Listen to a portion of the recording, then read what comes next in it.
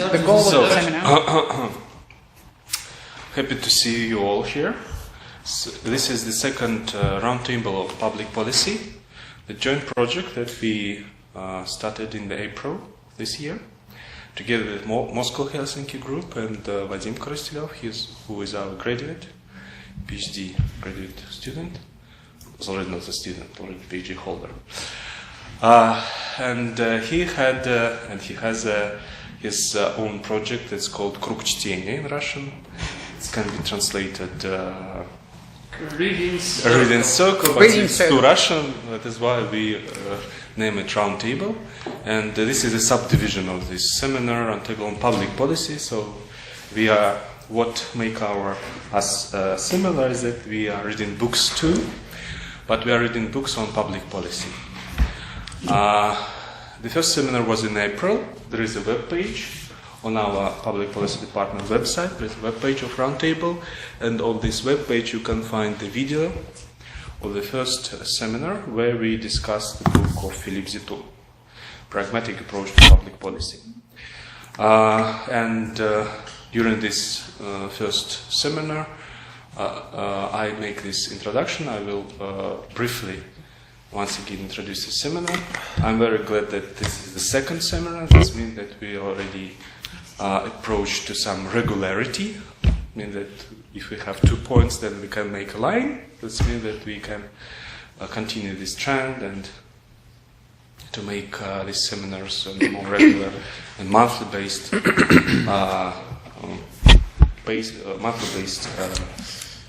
approach. Yeah. So you can read, but I will just I will explain that when we are teaching, first of all teaching public policy, we face with the problem that during the last decades of the 20th and 21st century, there was a great proliferation of theories of public policy, or at least such frameworks that pretend to be theory, that pretend to explain what this public policy is.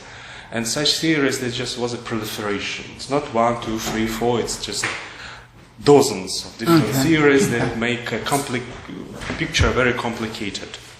That is why we decided to, first of all, start from the reading of these theories to understand what kind of theories are real theories and what kind of metaphor strengths we use in our teaching, first of all, and also in our research.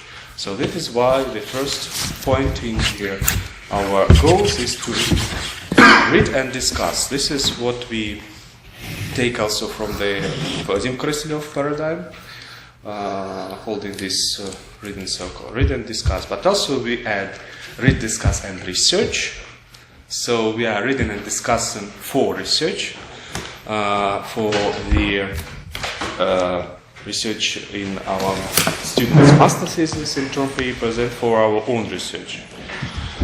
In our publications, Public Policy Department publications. And also, we add implement. Read, discuss, research, and implement. So we are reading, discussing, and research, not only for the research itself, for the publication, but also we're interested in inviting practitioners to whom we will explain how do these all different theories can help them to implement and to solve public policy problems. Because what we are doing is also for the citizens, for the policymakers, to make their life better. Yeah?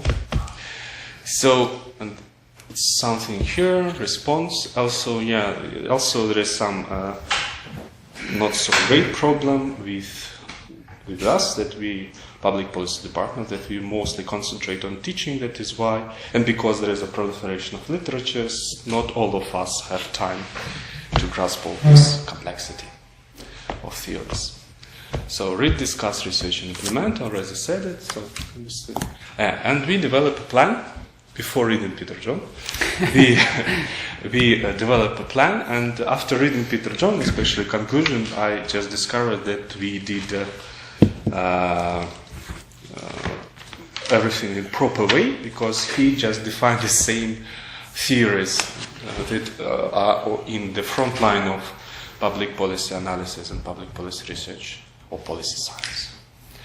So that is why we start with Zitoun, because it was so-called the first initial seminar, and we had this book. We had Philippe Zitoun as an invited teacher, a professor here, so it was easier for us to organize. But now we just coming to this regular basis. We will start with here. Peter John. Why Peter John is in the beginning? Because he, in his book, I have only copy, and everybody has it in. And it was republished several times. In Dropbox. Only Nina Yurievna had the original hard copy. Remind me to find it. Yeah, so it was scanned from this copy, and Nina Yurievna was the first from our department who recognized this book and bought it for department. Yeah. So why Peter John? Because he, in his book, proposed a good overview of different frameworks that are traditional for public policy and policy science: institution-based, actors-based approach, policy-based approach, so related to our clusters also. And he argued that this approach do not give a full explanation of what is public policy, and argue for so-called synthetic approach to public policy, analysis and policy science, and the main, and Artyom will speak about it more. The main research question for him is to find causal mechanisms of how do public policy work. What is in this black box? You can show this pyramid. And this is what we discovered too. What we discovered too in our own research of public policy departments, that there are a lot of different things that pretend to be a theory, like metaphors, concepts, approach, frameworks, and theories. They all pretend to find causal mechanisms, but failed, and Peter John concluded the same, and he proposed his own synthetic approach that he called evolutionary theory, but also he said that there are another alternatives that pretend to be a synthetic approach, that are advocacy coalition frame approach, that one of the most popular, punctured equilibrium approach, and multiple streams approach. So that is why. Let me put a little remark, because you used the word failed, and Peter John avoids such strong words. Okay. They are not failed. This is my interpretation. They are not complete enough. Okay, so that is why, if we will come back to our plan of our roundtables, we will move strictly according to the Peter John 2, analyzing this approach. But also, we think that there are much more than this free synthetic approach, or full synthetic approach, including his own.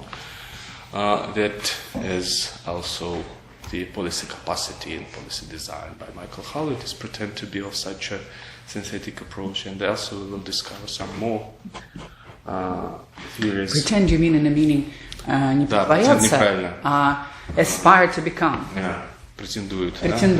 So that they, нет, конечно, нет, претендуют is that they fight to be visible. Is there a word for that? Striving. Because not in Russian it will be претендуют, so that they put themselves demand. A song of Queen, the Great Pretender. So. But that's another thing. I guess you are talking about striving, or just making plain if you're trying or fighting for. Or you're striving to get an identity. Strive for, probably. Okay. Try to be recognized as. Yeah, and also we had path dependency that strive for such synthetic theory. So I will also read the last sentence of the Peter John book. So because I think they are very symbolic and very useful for the beginning.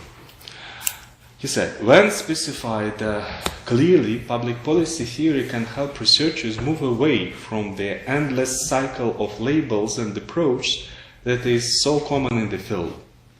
The goal is to generate explanations that are more than elaborate redescription of policy events and styles. In short, recent works in public policy show the value of more analytical approach. more analytical approach. And what is also that he said that this is the great endeavor to find such theories that pretend to explain public policy, and conclude that let's start this endeavor together, yeah, in his book. So let's start.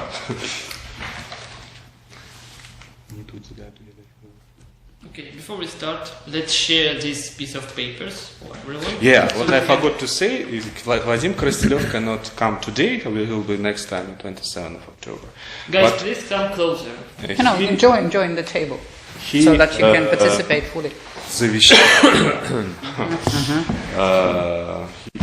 Promised, made a statement. Instruct us. Yeah? So to do such technical thing, distribute among participants this Little papers, sheet, okay.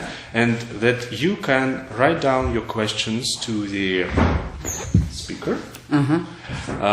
What particular aspects you want to highlight or related to this book and related to this topic, because the topic also was formulated only one aspect of what was interesting. By the way, I can say this is my question. Yes. So you already can put it down. Yeah, I already can write it down, but also you can ask the questions. And we, Artyom and me, will try as somebody discussing. So in the end, or during the speech, you can pass to the Artyom his papers. So And then Vadim want to use this somehow, or this is just a Vadim will, technology? See our. It is just his methodic. He wanted to propose something like this at our previous seminar, but it was not successful enough because we cannot get the idea. All right. Now we understand. So these are the questions to you, right? That might be answered and discussed later on. Okay. This suppose that everybody read book, but we would now know what you would present us. And the questions will come as a reflection from reading and report and presentation. But also, Vadim Krastelov provided different techniques that said how to understand book without reading. So, and this is one of this technique as well. So, because we have topic, we have presentation, And we can then discuss it. Okay. So that's let's start with this general topic called public policy theories and its critics. Is it even possible to develop public policy as a post-positivist science? And probably students of the first year of our master program can argue why we are paying so much attention to the Peter John. We read it on research seminar, we working on it, we write in different papers. Why are we focusing on Peter John? And the answer is quite simple, because it is a really good book. If you want to understand how public policy theories develop through time, and what is the main limitations of different approaches in public policy, you should read Peter John, because he's made a really significant work in this field. And his analysis of different approaches and his trying to create something more synthetic and more scientific oriented is really great job done by him. So first of all, I must start with a simple and short definition of public policy analysis as it was provided by Peter John.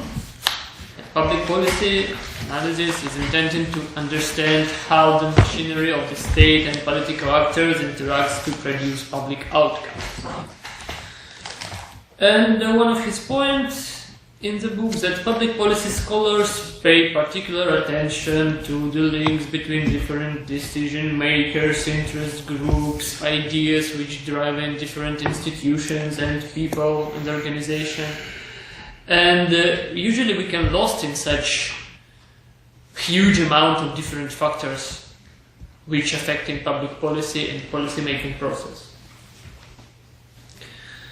To overcome this issue, we've got a tool called public policy analysis in this book called Analyzing Public Policy, providing us some vision how we can shape public policy to create more structured and more scientific-oriented approach to studying policymaking processes.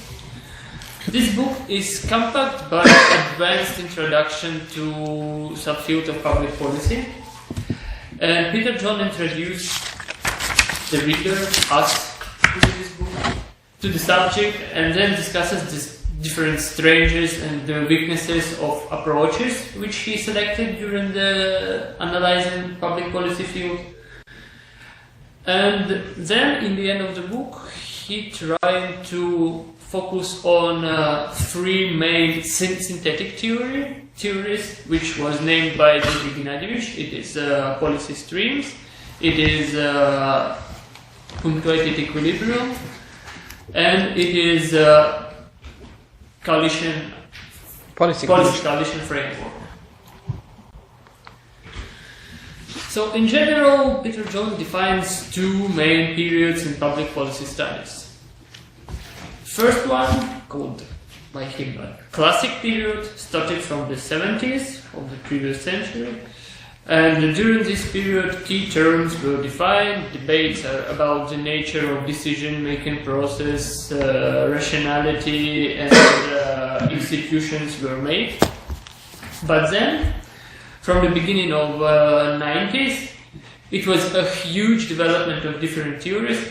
And the book of Peter John is kind of a response to this serious development of public policy field. Because these theories try to consider the nature of decision making blended with different ideas and processes of agenda settings.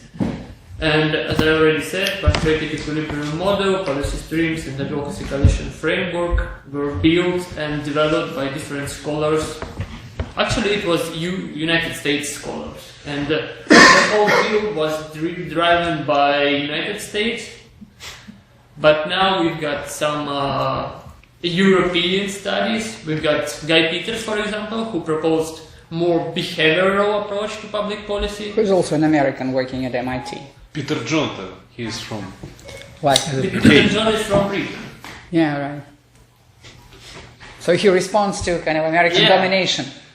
He wants to not only respond, but want to direct it in a right way, because from his point of view, these synthetic approaches are good, but not good enough. They also have some issues with explanatory power in the field of public policy.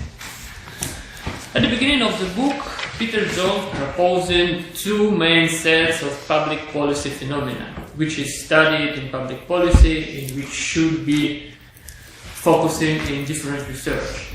First of all, policy variation. In policy variation, divided by two main sets. It's difference between policy sectors and difference between places. Differences between policy sector is an issue where we've got, for example, educational policy, healthcare policy, and sometimes it's very hard to explain why some actors or institutions are dominant in one sector and are very weak in another one. So public policy should provide some tools and explanatory models about why such differences exist and how we can explain them. Another differences in policy variation is differences between places. It could be differences in regions of one country, region, or differences between different states, because for example we've got one educational model in Britain, another one in France, another one in the United States, more or less compared with Britain one. So we need to also analyze why these differences take place and how to implement those issues in our research. Another set of public policy phenomena is public dynamics, and Peter John defined two policy dynamic phenomena: policy change and policy stability.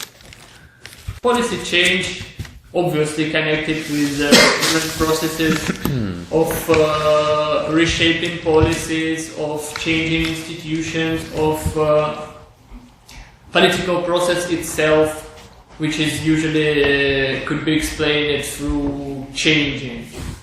And policy stability is another issue, because according to Peter John, we've got several sectors of public policy where stability is a key phenomenon, and we also need to explain why stability is important here, and how it could be connected with policy change, and which kind of explanatory models we can use to explain it. Important is also underlined the importance of different factors in public policy, because the underlying theme of significant amount of works in public policy sphere is that policy change and variations emerge from the interactions of the various factors influencing decision-making process. One of the examples that individual choice interacts with institutions, and ideas become important when they interplay with individual choice and individual interest. And it is actually one of the bases for his own synthetic theory, evolution theory, because he wants to combine all those factors in one framework and try to provide us a complex explanation of how public policy made. And we cannot do it without particular focus on every factor which is influencing the policy-making process. And here is the question of explanatory power of different models. Because scholars usually locate their investigations and researches within one type of understanding of theoretical perspective. For example, institutional approach, actor-centered approach, or even some idealistic approaches where ideas are the main driving forces of everything. And Peter John in his book selected 5 main approaches that can help explain how policy is made and implemented, and try to examine them with particular cases. Because each approach claims to explain why policies differ between policy sectors and countries, and why some policies are stable and under change, and why sometimes we've got efficient policy strategies and sometimes they're super inefficient. So here's the list of just approaches, 5 actually: institutional approach, groups and networks approach, exogenous factors approach, rational actors approach, and ideas-based approach.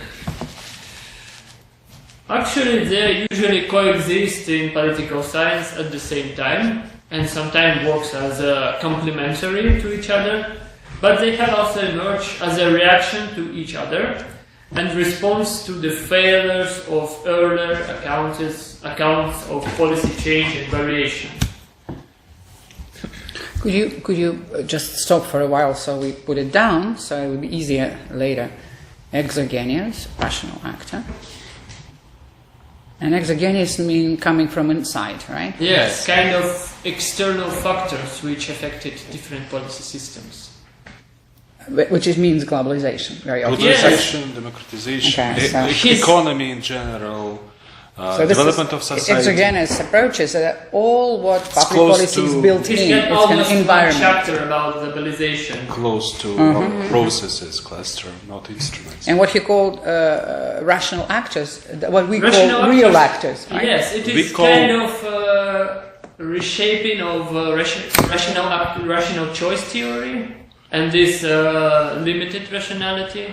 Our actors are groups, networks, and rational actors. So it's second. It is more individualistic. Because we mean by actors, we mean both collective actors and individuals. Right.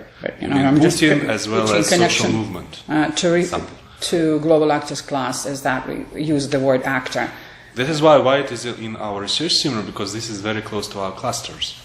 True. Institution cluster, actor cluster. Idea-based. We can easily divide it between our 4 clusters. Yeah. And easily get explanations from Peter John. What we've done. Yeah. Idea-based approach, thanks. So that this is what was identified, and then he explains that. Right? Yeah. if you will look into the content, so each chapter is related Yeah, to yeah, it. I don't want to focus on particular explanation of and review of each approach because it will take a lot of time, and it is better to read because I am not sure that I am so competent as Peter John and could explain so good as he did. So I will focus on the limitations of every approach. So first of all, we've got institutions. And here we're facing with 5 main limitations of this approach when we try to implement it in public policy studies. First one is actors and groups often circumvent institutions. We've got a lot of examples when sometimes actors and interest groups are very dominant in one particular institution. It could be parliament, it could be judiciary system. So here is one of the limits to explanation because it is so close relations between actors and groups in this situation, so we cannot define each other clearly here. Another limitation is social context could shape and can mediate formal arrangements such as institutions. So in situation when these fast changes in society and institutions sometimes are not able to react in a proper way, we've got lack of institutional presence and more informal social context dominating the field. Another limitation is institution can explain how political systems structure policy. But the issue here is that they are much more weaker in explanation for why policies change. So what is the idea behind the policy change in the, for example, particular political system? Because institutions are more or less connected with stability. We've got these 2 main sets of public policy phenomena, and we've got policy stability and policy change. So institutions are good in explanation of why policy stability is presented in this particular case, but they are weak in explanation why policy change happens. Another limitation for this approach is institutions themselves are not an independent influence on the process. Usually they depend from different institutions, from the actors, from ideas, from particular policy system, and sometimes it serves as a limitation for our research. And the last one, that institutions cannot emphasize the distinctiveness of different policy sectors. Because when we got different policies, like healthcare policy or internal affairs, for example, institutions could be the same, but policies are very different. So here is another limitation for this approach. Next one, groups and networks. Here is 4 main limitations for implementing this approach to the particular cases. First one is weak explanatory power of decision making. It is very obvious question why some groups are strong in one sector and weak in another. And usually this group's approach cannot provide us with good argumentation and with good explanation why such phenomena exist.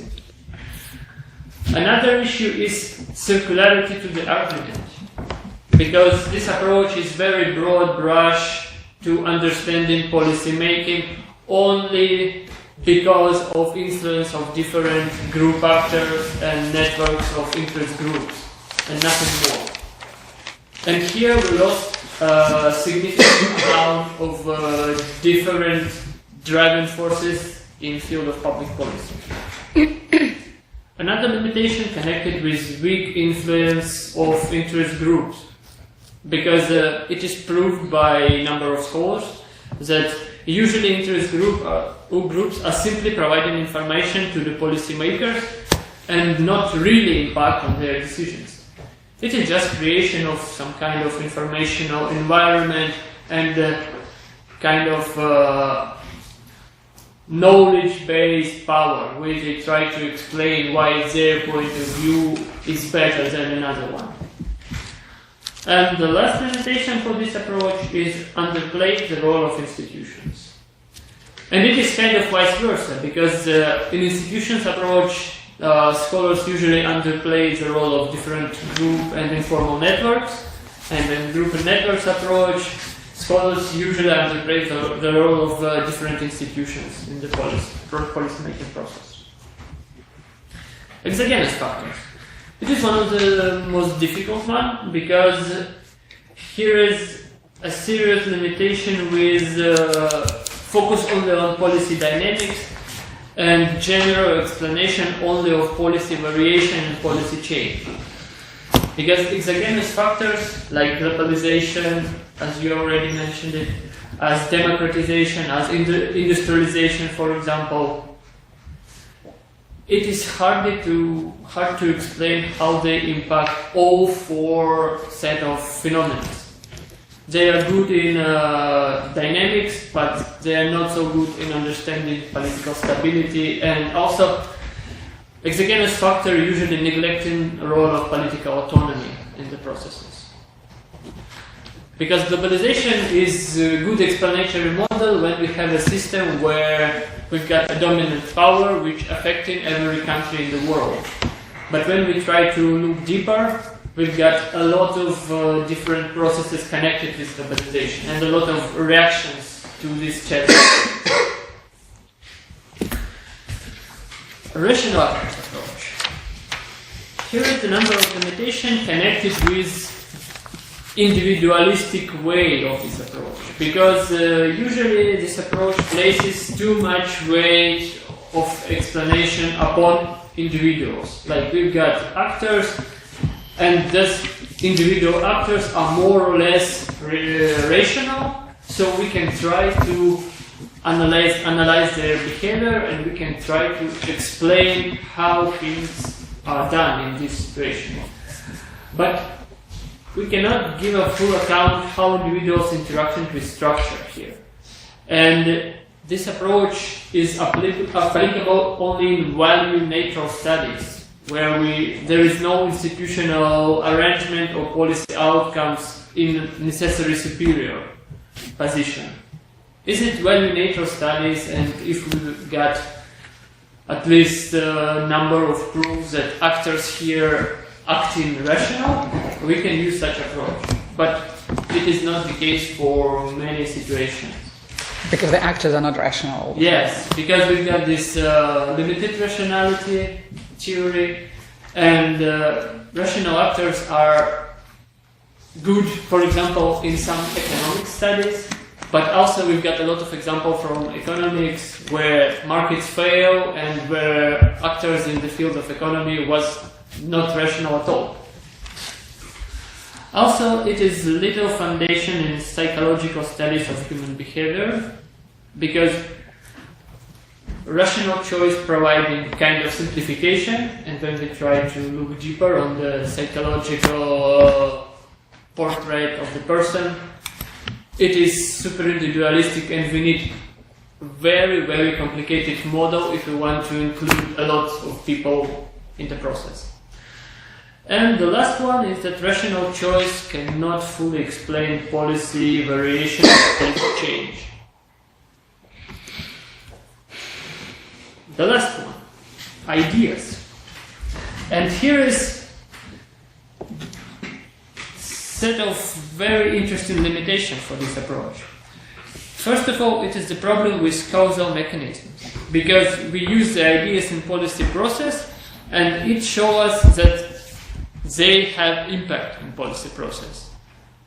But it is actually too wide scope, because everything gets determined by the ideas. We can try to explain everything by put some ideas on the center of our study. Like, in this situation, people acting like this only because they are affected by this particular idea. And it is also kind of simplification, because ideas of course matters. such as institutions, rational actors and groups. But we cannot simply put it on the center and say that it explains everything. Also, ideas approach has significant contradictions between ideas and interests, because sometimes we cannot explain interests of the groups only through ideas. And the last limitation connected with post-positivist methodology of the scholars who try to implement ideas approach, because usually they describe only the arguments which are already at play, and we cannot look deeper, we cannot see some hidden interests and hidden impact of different institutions, environment and exogenous factors. But Peter John is very positive about rational actors. He's trying to shape it in new ways, like try to put it in the middle of the study and get some new way how to deal with it. Because individual level approaches explored by rational actors, and it could have potential to offer a better explanation of policy than the others. Because we can use individuals as building blocks and seeing the world as a series of past, present and future choices made by individuals. And advantages of such approach is that it is a theory of action and motivation within particular structural context. But then Peter John agreed with the critics of such approach that it cannot be synthetic and it cannot serve as a good explanatory model for every public policy issue. Because it is a number of challenges connected with institutional and exogenous approaches, because they are usually focusing on political action. So they are not the theories, they are kind of frameworks of analysis. And this challenge is come up with the theory of a public policy that accepts that individuals seek to follow their interests, but understand that they acquire ideas about how to do so. So it is the contradiction between ideas and interests of individuals. And to solve this problem and to deal with this not sufficient approaches, Peter John providing us a new wave of different synthetic approaches and kind of solution. In the final chapter of the book, called A Synthesis, he seeks to overcome some of the difficulties presented by relying upon a single theory through seeking to build synthetic approach based on Sabatier, Kingdom, Baumgartner and John's work. He also discussing these approaches and providing some pros and cons about it, but because we will read particular books for every approach, I think we will discuss it on the next seminars. And here is the outcome which was made by Peter John himself, is evolutionary model of public policy. From his point of view, institutions could serve as a set of constraints upon actors, but actors could impact institutions and change them. Interests are important because they are structured a set of choices which made by individual actors. And ideas here provide solutions and meanings for the participants of policy-making process. And to finish this circle, individuals' self-interest drives the process and interacts with constraints, which are usually institutions. And evolution is the direction in which this complex integrity of public policy are heading. So Peter John is very optimistic about this positivistic approach, and he's trying to make a symbiosis of problems and policies and taking into account multiple causes of policy change and variation, so he can propose kind of working causation mechanism. And this approach gives us a chance to develop the linkages between ideas and interests in the response to certain exogenous changes and combine them to produce certain policy outcomes. And in the end, I want to quote Peter John, because his positivistic attitude is well defined in this sentence, that political scientists should not despair that they do not have all the conditions and methods of natural scientists. They can theorize and test hypotheses, providing they are careful about their research design and infer correctly from the result of their studies.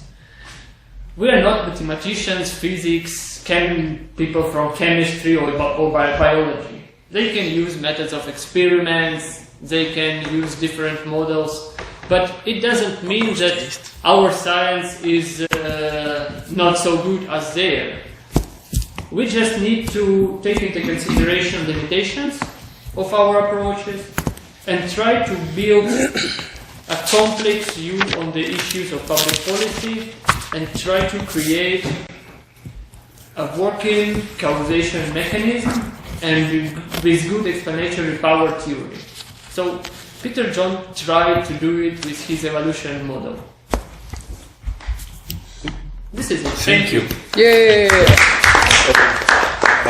Peter John in a nutshell. Somebody has his questions? Yes.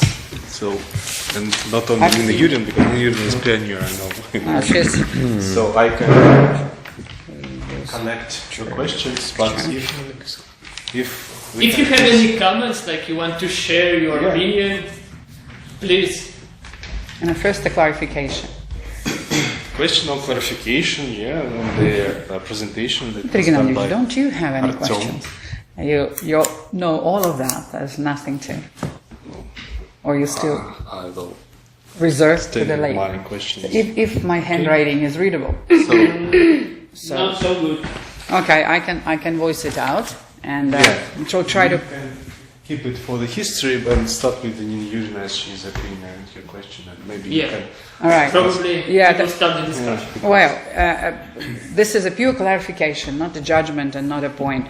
That if you can come to the definition, because as well as I captured, that the public policy is interaction of state and non-state actors looking for policy outcome. I find here when one unknown is explained by another unknown. So that is very hard. So if we don't know what is public policy, how do we know what's a policy outcome? And if it's put in a definition, isn't this going in a vicious circle? So we explain something that we don't understand through the other thing that we also cannot define. Or he gives a definition of policy outcome before he has a definition of public policy. You understand what I mean? Yes, right? yes. It is general. But yes, he just uses policy outcome without introducing. Nobel Prize question. Okay. Because actually it is not a definition of public policy. It is definition of what kind of actions should be done in public policy analysis as a tool of public policy. So usually It's like a recommendation for action. yeah, it is recommendation for scholars.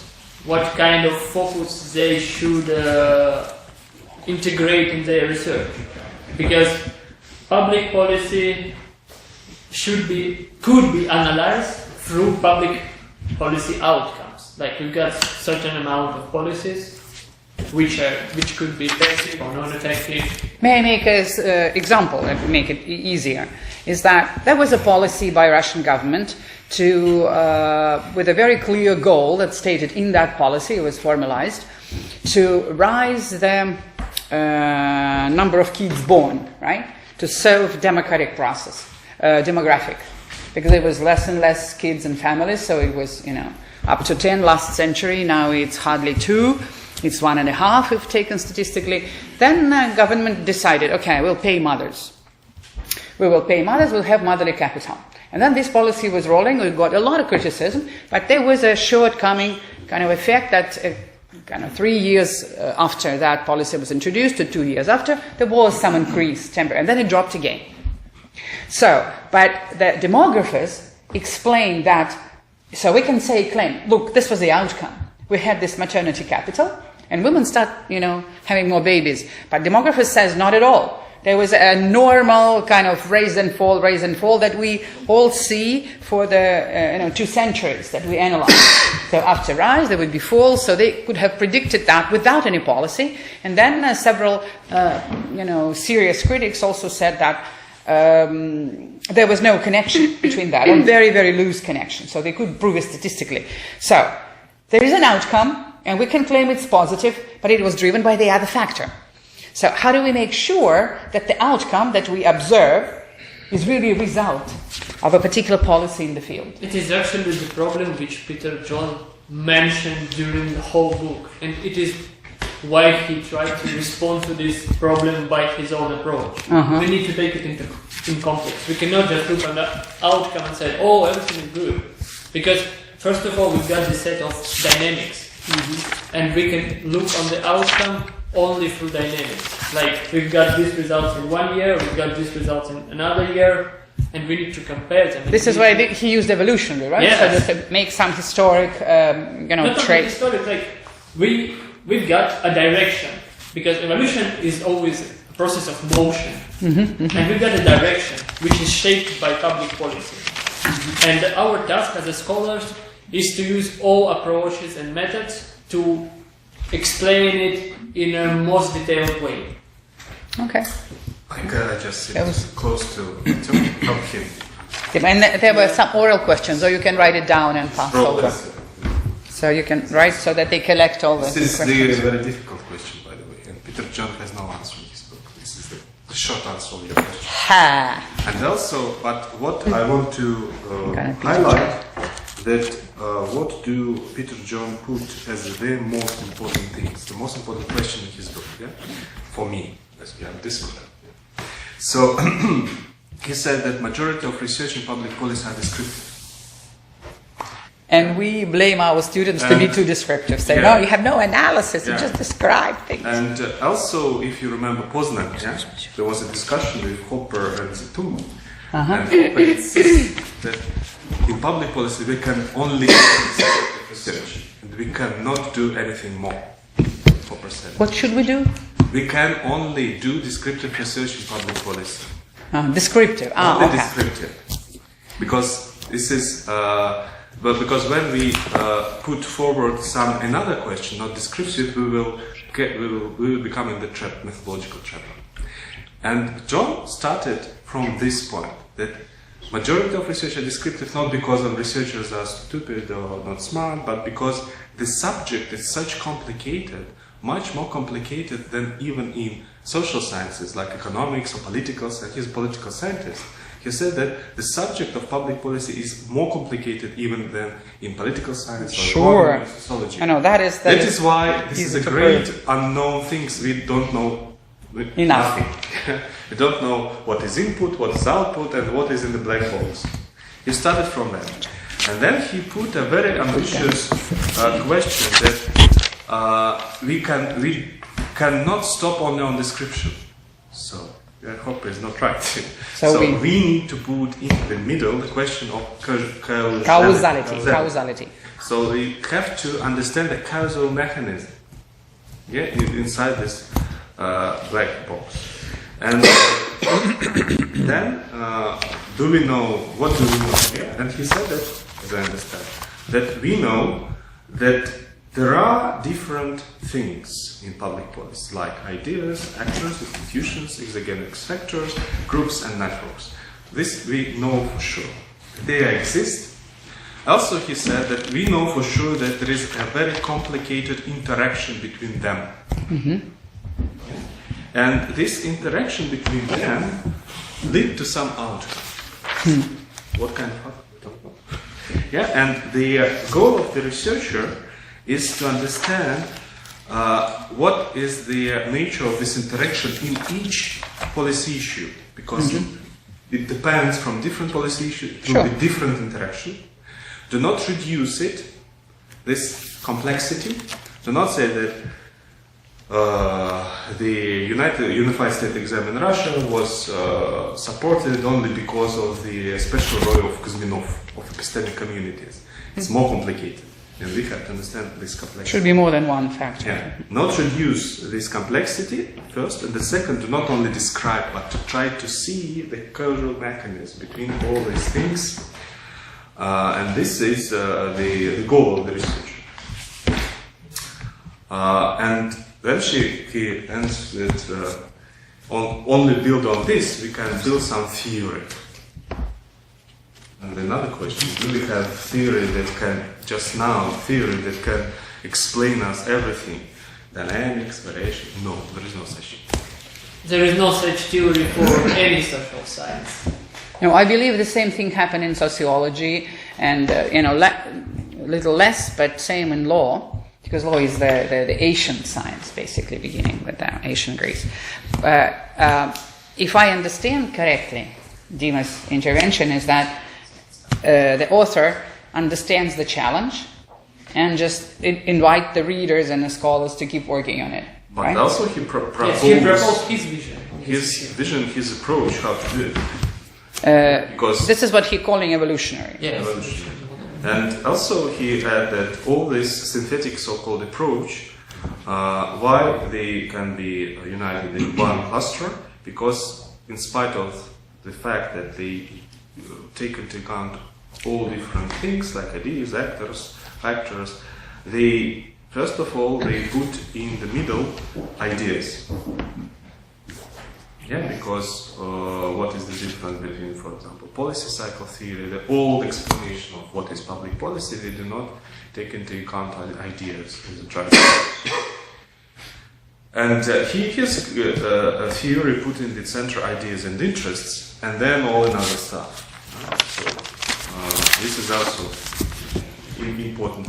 So once again, to make a conclusion that you do not highlight what are the policy outcomes, but he trying to propose an approach to understand what happened in the black box, this black box, in between input and outcome, input outcome, in the middle. In the middle is very complicated process of interaction, and our goal is to understand this mechanism. Also, not only understand this interaction, but also to understand how this interaction lead to a particular outcome. But this is still the goal of the researcher, to understand what kind of outcome. So the way we make, clusters. What do you mean by But I think there were more questions, so you do not stuck with only one, because Sanjay, you have a question? I just had. We had a question from there. You can theoretically among all of them. Not all of them. Not all approaches could explain public variations and public dynamics. Because, for example, we've got institutional approach. It is more suitable when we deal with public variation. And it is not so good in public, only in the field of stability it is good. And for example, we've got actors, which could more or less explain public policy dynamics, but not so good sometimes in policy variation field. So it is why Peter John divided those approaches on 5 different clusters, 5 different groups, because they have different and good or bad explanatory power in every set of phenomena which he divided.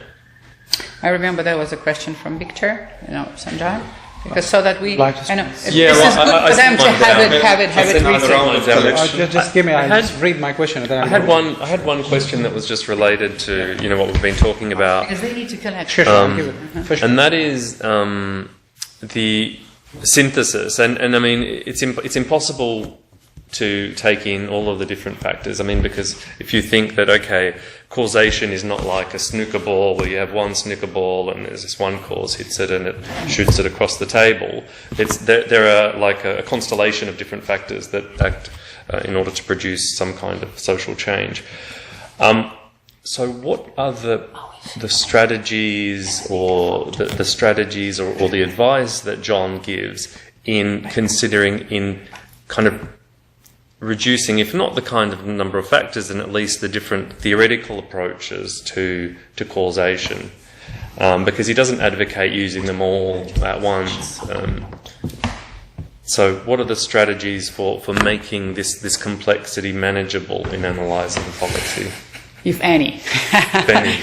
His idea is to put in the center his solution on contradiction between ideas and interests, and then try to build this causational mechanism when we add different approaches. Like we've got ideas and interests. Mm-hmm. Now we can put together some institutions which are involved in the process. Now we can pay our attention to different group actors which are in the field and try to build our mechanism. Mm-hmm. But it is not an easy process, of course, because situations could be very complicated, and you cannot,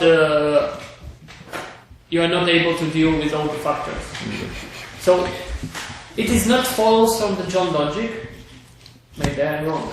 You could correct me. It is not follows from the John logic, but usually we need to select main factors. Exactly. And focusing on them. We can try to not take into account something which is not so important in this particular situation, in this particular case. May I make a comment on that? Because I think it's crucial for the learning process. Because when you have, Falun Gong being arrested, right? So you can see this was because of Russian policy, that's because they behaved this way, that's because somebody wanted to get rid of them, and there's so many because, right? But what we can analyze, at least try to analyze, what was the main factor. Right? What we do for that, we write down all of the factors that we see impacted, and then their kind of proportion in which they're important. So clustering the factors and analyze. That's what Dmitry is doing with his group of movements, for 2 years. They know that a movement starts and that they either, make a policy coalition and then a policy change at the end, or they've been oppressed, depressed, put into prison, and then regime only hardens. But this hardening of regime, is it because of the eruption of revolutionary movement, or it would collapse itself? So clearly in social science there are so many things. This is why we advise the students and young researchers to make it as narrow as possible from the beginning, and just say, I want to analyze. Now you understand why, right? Generalistic things we can't tell. There's this president comes, and because of him, that number of things happen. Because there's so many factors inside. So we need to know the field in which the actors, the institutions, and the timing. I think that evolutionary says that we cannot take the whole process. For example, housing policy in Russia, it changed. So we can say health policy in Russia from 2001 to 2005. Or the health problem in Kenya or anywhere, we have to say, who do we focus, which actor, behavior, and if there is a coalition, we use coalition methods. If we see this was a strong actor, then we do the actor analysis. But to me, importance of that work is also just to make proof and clear that generalization don't help. We just don't learn anything. We're only making a guess. And the more focused it is, the better. And this is why inevitably many works in public policy are descriptive. What we demand, so, is to find causality. Because you can describe also from certain angles. And you should describe using the theory.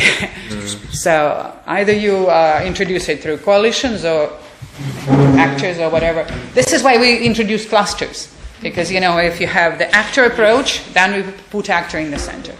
So, Elsie, actually, Peter John says that to solve some policy problems, we need to keep them small. Probably this one. That's another one. Yeah. At least, if you have enormous problem, like the population decreases. So does. Yeah, I was looking for. No. But good. It's a good example. We want to solve dramatic program of rise of demographic crisis, so escape demographic crisis. But there's so many factors in it. And we can't say, okay, the mother's got, there's much money, and then they start, producing babies as if it was a machine. And we can only narrow it down. So don't struggle with us when we ask you to narrow down, because generalizations don't work in public policy. But there were more questions, so I don't want to It's very true what is take more time. Answer on the question, because I understand it in a little bit different way. So for me, it's a question about methods, not about methodology. And the Peter John book is more about theory and methodology. He did not propose any method, particular technique, how to grasp, how to measure this complexity. So this will be maybe another book. First is definitely we have to invite Peter John, because this is more, I think, question not to us, but to him. Yeah, this is the first point. The second point is very true what Nina Yurna said, but also I will add that there are main factors, but the problem is that main factors become main in interaction with another not important factors. This is the problem that Peter John highlighted. That sometimes we understand that this is the main factor, but it is not main factor. But main factor is another small factor that interact with another small factors and become main. Well, this is my second question. So it's another very complicated. It's to make this easy story that you a little bit simplify, and another way I just make it more complicated. So, and there, Peter John, I say, pathos is to find a border between simplification and generalization. Not generalization, but complexity. Yeah? So, because of course we cannot to grasp all this complexity.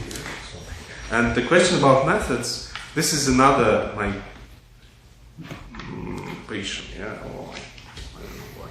Passion? Interest. Yeah. Interest. That what kind of methods? Because I think this is a question about methods for your question. Yeah. So first, this is what we teach our students. Also, first of all, this is mixture of different methods. So do not use only one method, but use several methods.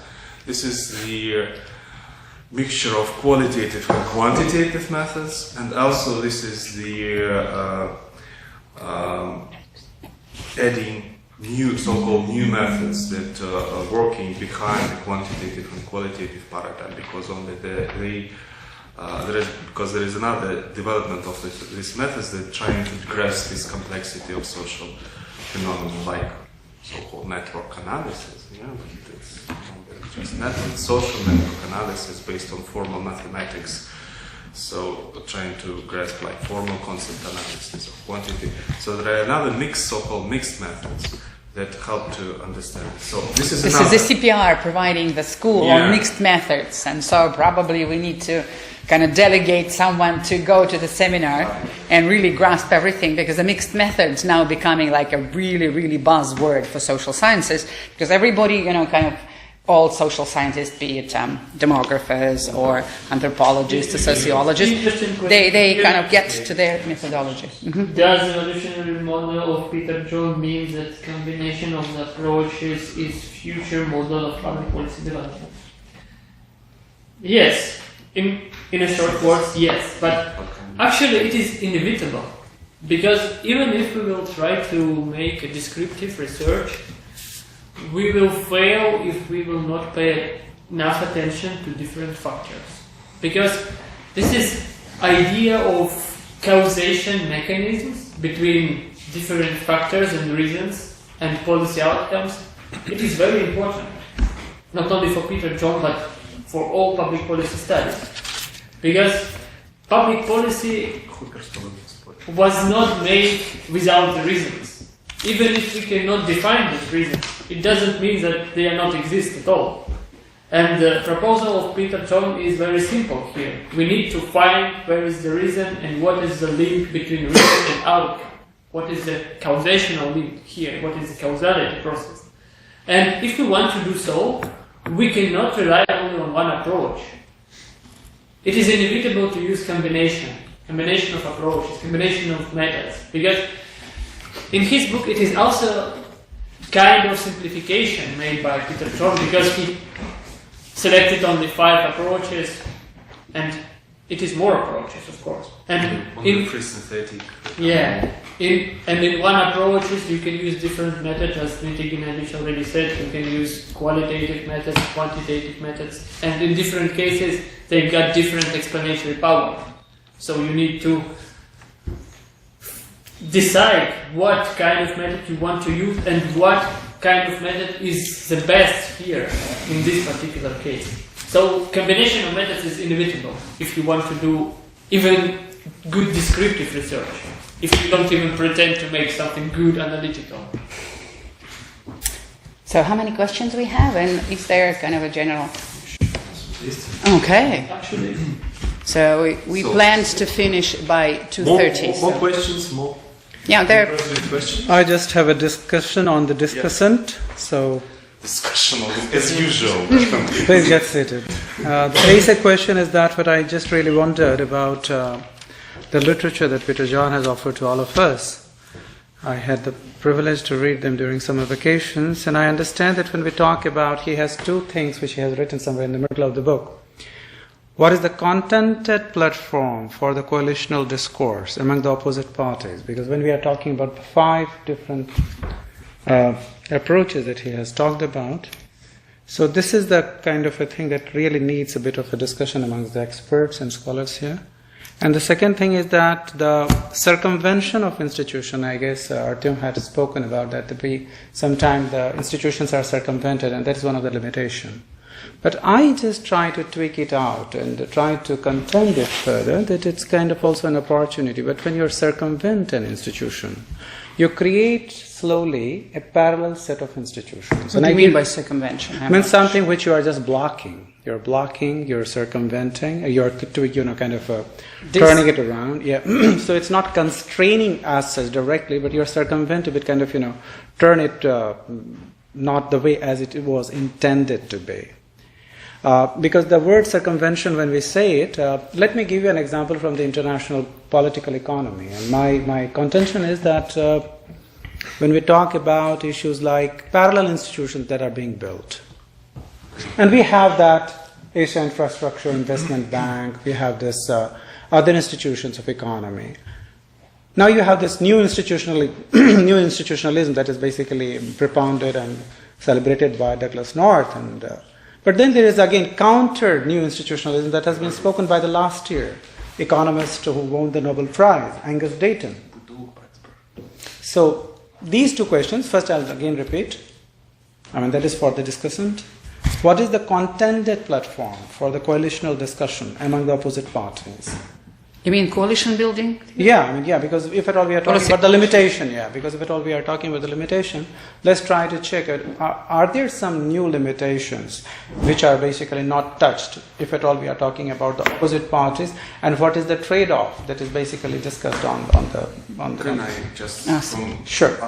Because I understand you, as usual, very complicated. And I understand your question, and you are very true. But I will first explain how I understand your question and background. Because Peter John book is written on the cases of UK and US and in other European states. Right. So it is Western oriented. And your question is global. in Germanesque style, yeah? If you want. No, it is very global. It's about non-Western. I'll say it's very global. But he's not. That's Peter the matter. John do not take any cases from non-Western societies, but it do not deny the fact that all these 5 approaches are very limited. They are traditional and they outdated. Yeah? His main argument. It is, even if we will add in his analysis non-Western societies, we will add another new limitations to this old, outdated approach. And you are true that there will be much more limitations. And that is why it is another proof to his main arguments that you need this synthetic approach. Or you agree at the start, or you announce, like when you read the literature in public policy and all good social scientists say, the limitations of this study is, right? He write it from the beginning. And it's good, because I think we should not pretend. Here, yes, притворяться. Да? So we do not want to intend that we understand it perfectly. We're saying there is a limitation to my study. And make it very clear what are the limitations, so you do not... You're true, there are much more limitations on this all 5 approach that Peter John... Just a small 30 seconds, which is just about when we talk about the word, and I'm a bit careful about selection of words, though the words sometimes kind of, make a great confusion. Are we talking about, if we talk about the parallel institution building, and this is a kind of, how we call it institution substitution or exactly. And hybridization. That was first in my mind when I read his limitations of institution. He didn't mention it because he's Western society. And they have real institutions, right? So, but this is. And we have fake. We have a lot of fake institutions that. Yeah, and then the word that he comes about is syncretic or synthetic. And I would just go back in the mid-19th century, the political theory part, which is Hegel is talking about didactism. So, are we going to talk about instead of didactism? So, you have a lot of different cross ventilation coming up from many sides. So how would you use this? Multi-stream approach. Yeah. This is already development of the. Yeah. Philosophical about synthesis and dialectics. Yes. So it's philosophical. Пожалуйста, не надо. So this is beyond the Peter John understanding. Round table on this. Let's pay. Do you have more questions unanswered, please? Question about relations between ideas and interest, and why Peter John arguing that there is a contradiction between an idea and the interest. Great. It is an interesting question because, first of all, Peter John pointed on very particular issue. For example, we've got such idea, such concept as rule of law, for example. And we've got different interest groups in parliament of the country, for example, who supported and not supported some measures which are directed to promotion of this idea. But the issue with idea and interest of those groups lie in the sphere of their consideration of the idea, because they can bake it only because it is suitable for their interest right now. But if situation will be changed in some time, they will abandon this idea and focus on something else. So there is no direct correlation between ideas and interests. It is very dynamic process. Dialectics. Exactly. Yes, dialectics. Exactly. Things get changed. Okay. More questions? No. I know someone of you were raising hand. Is your question answered, or you want to voice it again? Round of the oral questions. Then Or comments. I have another one. I have another one. So if we have a little more time, I just have a meeting at 2:30, so that just want to excuse me. This question relates to the definition of actor. Okay, so if you can put a slide on actor or somewhere description of actors. Oops, because actors are important. Actors are the ones who act, right? We can consider Parliament as an institution, but we also, in the clash with the President, we see Parliament as an actor. Yeah? There's always a transformation of actors and institutions, and we have to be very clear on the approach we're taking in a particular situation. Like if we want to see multi-party discussion inside the Parliament, Parliament is an institution, effective or non-effective, and then we see the Parliament is fighting with the President or have interparliamentary connections. Now we see it as an actor. Of what you read, and you read more attentively than I only kind of look it through, is this the same, or what is the difference between the way we define an actor in our actor-centered approach? Is having these three independent claims that are intellectually, by their conscience, by their structure and organization, and by their resource gaining. Is this compatible with what John is calling an actor? Or we've gone too far, or we've gone different? About rational actors, it is not the same. Because for John, it is a very important logic that when we speak about rational actors, it is only individual actors. Because when we try to say that sometimes institutions got their own behavior, so we can say that they act irrationally, it is, from point of view of John, is way to nowhere. Because it is very poor explanatory model. Wow. So only individuals act in public policy? No, but when we say about rational actors, rational. It is key word here. Two chapters. So the rationality. Rational actors is individuals, but also there are groups and networks. What united it with the strategic actors, framework is that interest concept, because both ways, rational groups, you recognize that they have interests. Is it close to Fliegstein? You remember how we got to strategic actors? Interest? No, it's more traditional political science. It's not sociology. Fliegstein is sociologist more. So, but there are some similarities, like interest-oriented.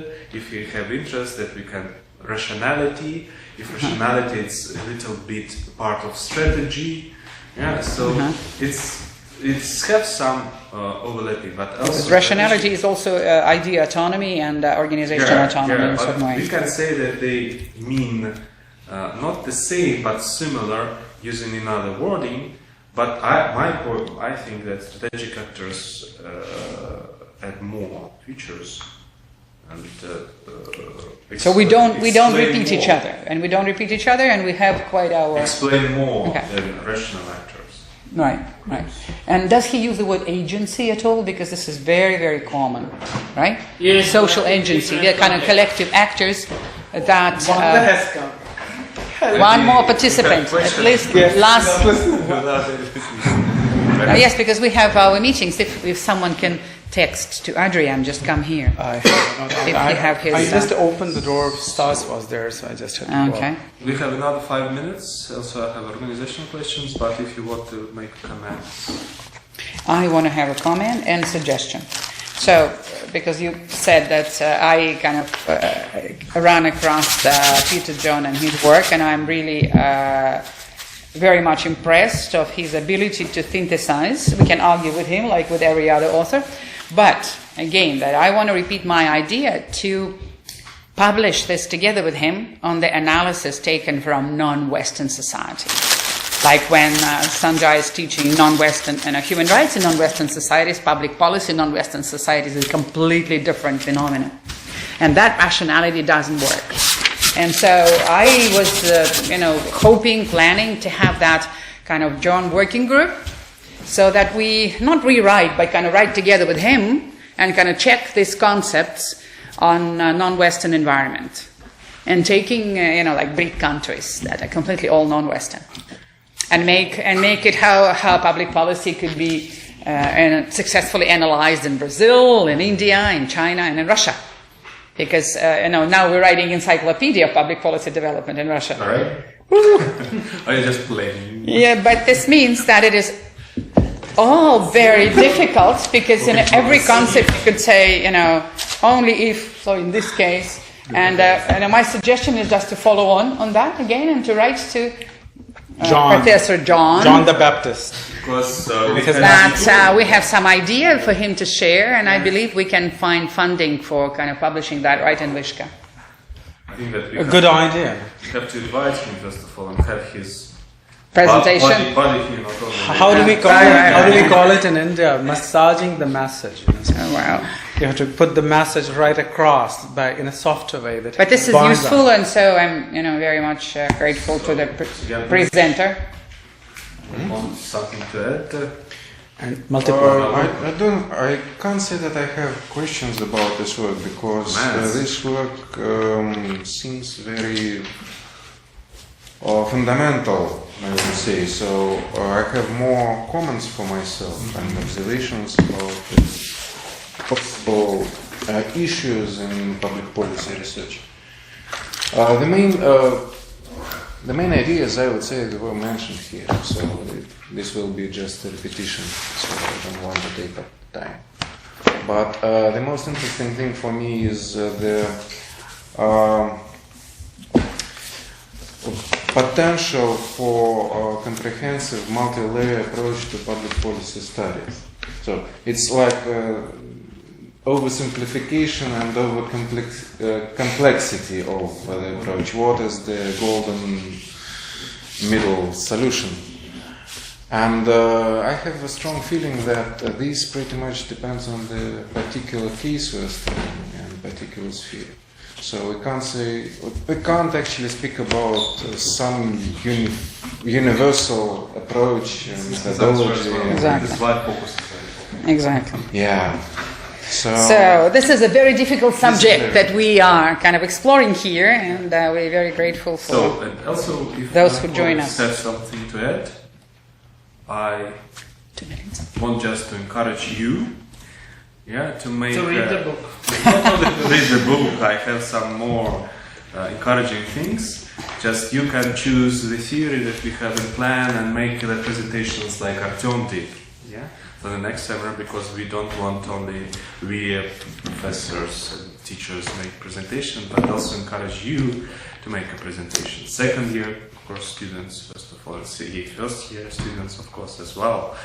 So you are welcome to choose here. So the timing will only interact with the schedule, right? So this is an extra time. Yeah, it will be always extra time.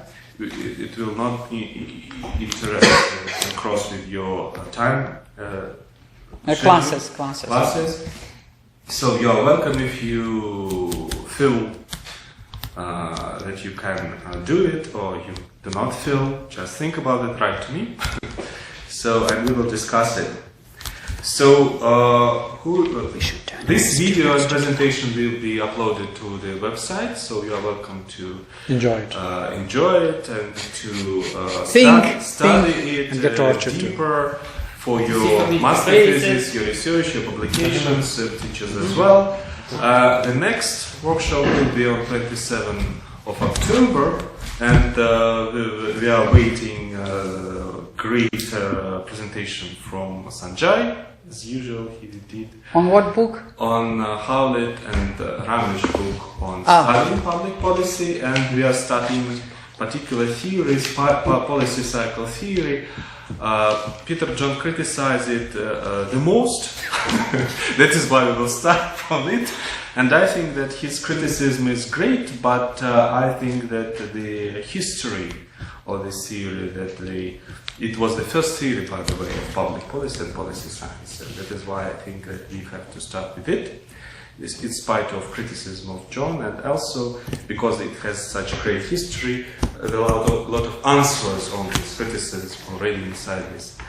Policy cycle comes from management. Theory, and another important thing that this is only one theory that developed also a strong link with practitioners, with policymakers, because it gives a very great instrument, very useful instrument, first of all, for policymakers. And policy changing process. Right. To find solutions for social problems that we have in our society. So, this is it. Perfect. 2:30. Yo, great. Thank you. Thank the students who came, because we would want to invite more of those who want to have a study and a real study and engage in research. There we come. Would you want to join me with that small meeting?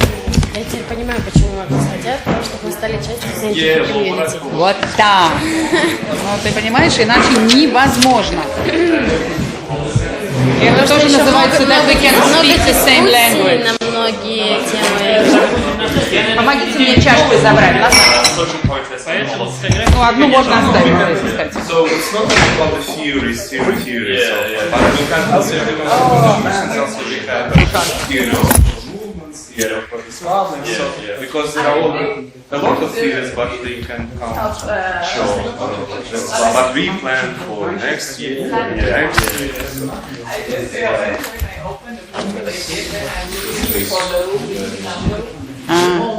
So you can write to me in particular your suggestions. Can I entrust you? No, it should be. Victor, can you keep it? Go back to the office. Пошли, только книжку не забудь. Надо мне, ты напомни мне, я пороюсь найду саму книгу. Да что ж такое, что у меня все сыпется. Вот это да. Вот это, знаешь, как теряю бриллианты. Спасибо, да, что вы нашли. This is something which probably wasn't his mind, but he wanted to focus on something particular. He don't want to pretend on philosophical explanation. Because from his point of view, it is pointless. Because if we will provide more philosophical explanation, probably if you made public policy even worse. But then there is a question which is related to the language, because if at all you don't have the right verbs, if at all you say like, there is a question that's called the cycle. Why do you use the word for analysis? It is specific part of the book dedicated to metaphors in public policy. Господи, имеете проблемы с тем, я хотел это читать. Хороший вопрос, I read the presentation on John. Then you gave me Howlett. But you can make a comparison in your. The original idea was to make a comparison because John is Western, and Ramesh is non-Western. So think about it. Yeah.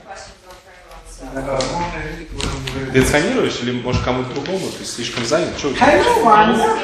Я отсканирую, наверное. Все равно надо готовить. И вот это вот еще видео главное задать. Видео. В понедельник надо новый, кстати, за видео будет готово.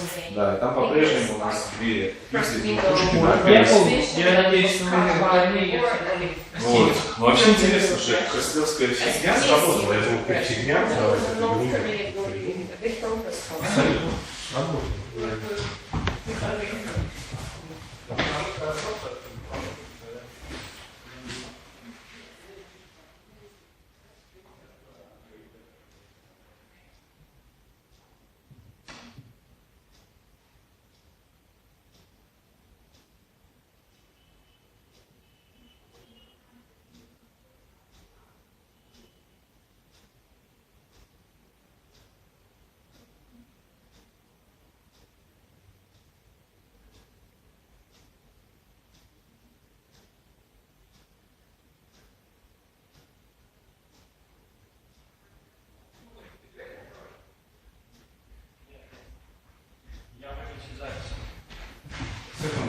Стакан, там взять отсюда.